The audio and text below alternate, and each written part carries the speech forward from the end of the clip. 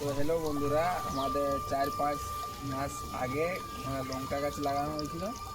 আর ওই লঙ্কা গাছে কত লঙ্কা ধরেছে, কীরকম কী হয়েছে চলো আমাদেরকে দেখাই। এই দেখো বন্ধুরা, দেখতেই পাচ্ছ কত লঙ্কা গাছ। আর এই দেখো লঙ্কা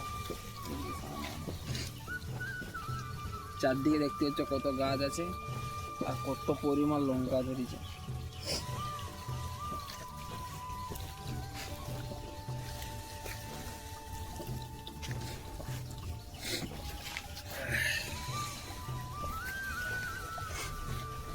তাহলে তুলবো, কারণ সকালে মুড়ি খেতে হবে লঙ্কা দিয়ে। দেখতে পাচ্ছ 1 লঙ্কা, আর হাতে কত লঙ্কা আছে। বন্ধুরা, লঙ্কা বাগানে একটা বেল গাছ আছে, এইটা দেখো বেল গাছটা। বেল গাছ সব জায়গায় তো হয়নি, কারণ এটা ঠাকুর পুজোতে লাগায় তো। আর আমাদের দিক থেকে খারাপ জায়গা নয়, ভালোই জায়গা বলে, তার জন্য বেল গাছটা হয়েছে।